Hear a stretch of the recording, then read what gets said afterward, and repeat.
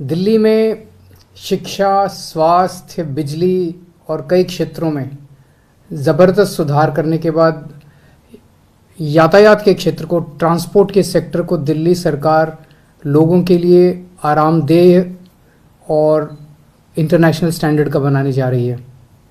सबसे बड़ी दिक्कत दिल्ली में बसों की होती थी। कई सालों तक बसों की खरीद नहीं की गई थी। इस पूरे सिस्टम को ठीक करके अब आप लोग देख रहे हैं कि पिछले 1.5-2 साल से बहुत बड़े स्तर के ऊपर बसों की खरीद शुरू हो गई है और ख़ासकर इलेक्ट्रिक बसें खरीदी जा रही हैं और एयर कंडीशनड बसें खरीदी जा रही हैं लोगों के आराम को और दिल्ली के वेदर को ध्यान में रखते हुए। आज आपको मुझे ये बताते हुए बेहद खुशी हो रही है कि आज हमारी कैबिनेट की मीटिंग हुई थी और कैबिनेट की मीटिंग में 1950 बसों को खरीदने की मंजूरी दी गई है।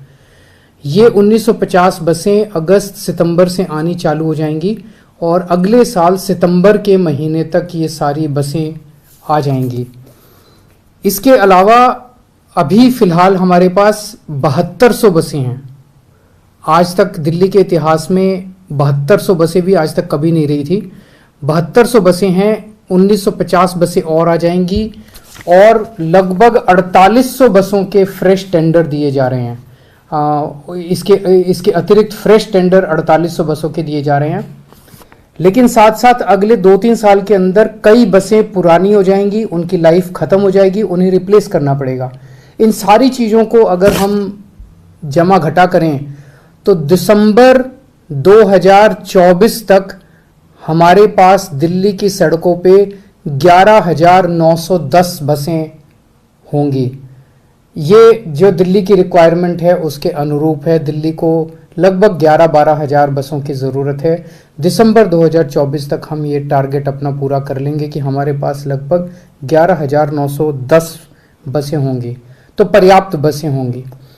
अब हमारा मकसद है कि पूरे ट्रांसपोर्ट सेक्टर को इंटरनेशनल स्टैंडर्ड का बनाया जाए। इन सारी जितने भी अलग अलग ट्रांसपोर्ट के साधन हैं, टैक्सी है, ऑटो है, मेट्रो है, बसें हैं, इन सब को इंटीग्रेट किया जाए, इन सब को सारे सेक्टर को मॉडर्नाइज किया जाए। उसके ऊपर अब हम ध्यान देंगे ताकि दिल्ली के ट्रांसपोर्ट सेक्टर में भी मूल चूल और अच्छा परिवर्तन किया जा सके। आज कैबिनेट के अंदर और भी कई इम्पॉर्टेंट निर्णय लिए गए।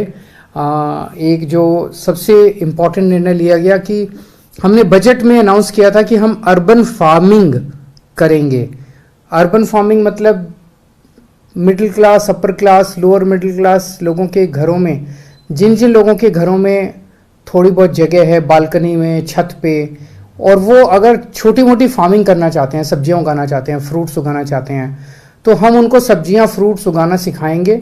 शुरू में उनकी मदद करने के लिए हम उन्हें कुछ बीज और कुछ वो प्रोवाइड करेंगे। तो इसको पूरे सेक्टर को 2 पार्ट में हमने डिवाइड किया है। एक वो लोग जो अपने घर की खपत के लिए अपने घर में सब्जी और फल उगाना चाहते हैं, और एक वो लोग जो इसको बिजनेस करना चाहते हैं। उनके पास मान लीजिए थोड़ी ज़्यादा स्पेस है और वो बिजनेस के तौर पे कुछ करना चाहते हैं।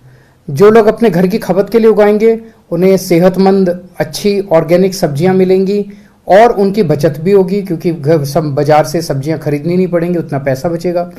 और जो लोग इसको अपने बिजनेस के तौर पे, मान लीजिए गृहिणी कोई छोटा मोटा बिजनेस के तौर पे इसको करना चाहती हैं, उन्हें एक्स्ट्रा इनकम उनकी फैमिली को होगी, तो एक तरह से रोजगार उत्पन्न करने का भी साधन होगा।